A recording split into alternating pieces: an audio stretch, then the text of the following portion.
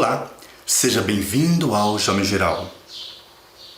Eu sou Jamil Silva e nesse episódio você aprenderá como usar a nova ferramenta de Reis do Capture One 21.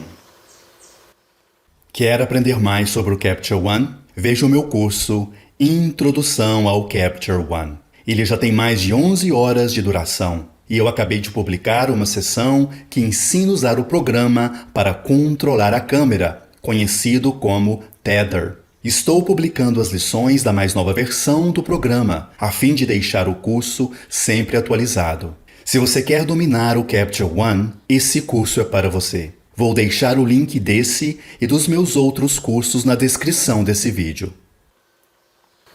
A ferramenta de Reis serve para melhorar o contraste e a saturação de fotos tiradas em dias nublados ou neblinados.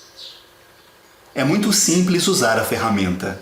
Para reduzir o efeito da neblina na foto, arraste o controle até que você esteja satisfeito com o resultado.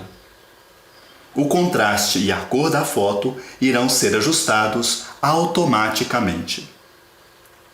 Caso você não fique satisfeito com o ajuste dado pelo programa, você poderá escolher o ponto da tonalidade escura na foto para ser a base do ajuste. Use o pincel de escolha de tons escuros na aba do de Reis e clique em pontos escuros da foto, até obter o resultado desejado. Ao usar a ferramenta de Reis, você poderá usar a ferramenta Clarity. Uma alternativa é usar a ferramenta Brightness. Também tente usar a ferramenta Highlight. Quando você não quiser aplicar a ferramenta de Reis na foto toda, acrescente um layer cheio. Poderá aparecer um vermelho na foto, indicando que o layer está pronto para receber o ajuste. Aperte a letra M para que o vermelho, conhecido como máscara, apareça ou desapareça.